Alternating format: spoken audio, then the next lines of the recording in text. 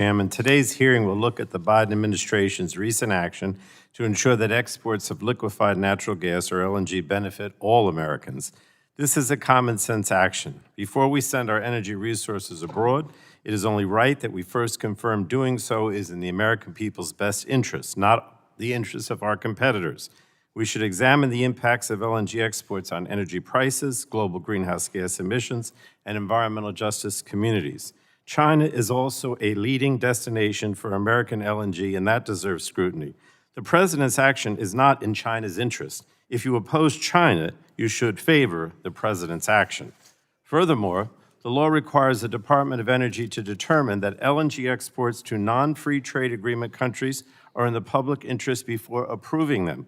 The Natural Gas Act is crystal clear in this regard, and the Biden administration's actions are designed to ensure that the Department of Energy is following the law. After all, the LNG market is completely different in the United States now than it was 6 years ago. Back in 2018, there were only 2 operating LNG export terminals in the United States for a combined capacity of 4.8 billion cubic feet per day. Now there are 7 operating facilities with the ability to export triple that amount. And DOE has already approved enough export permits to triple our LNG exports again. Today, the United States is also far and away the largest natural gas producer in the world. We alone account for 25% of the entire world's production every day, outproducing the next 2 biggest producers combined. If we're evaluating whether LNG exports are in the public interest in 2024, we should be using 2024 data and analysis to make that determination.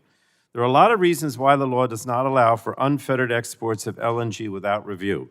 The first reason is that LNG exports can drive up energy prices for American consumers. 2 years ago, we saw natural gas prices here at home triple to levels not seen since 2008, all because of Putin's invasion of Ukraine and the subsequent European energy crisis.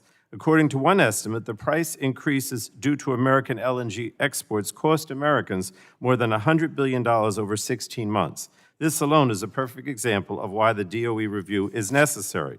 And the DOE's examination is also necessary considering that a huge amount of our nation's LNG exports go to China. In 2021, China was the second most popular destination for American LNG exports.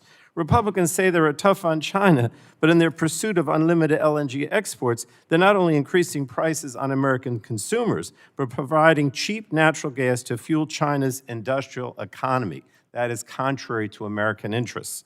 Finally, DOE must examine the impacts of LNG exports on greenhouse gas emissions and on frontline environmental justice communities. Expanding LNG export infrastructure could drastically increase greenhouse gas emissions, and it's unclear if LNG exports are cleaner than other fossil fuels once you properly account for methane leakage during liquefaction.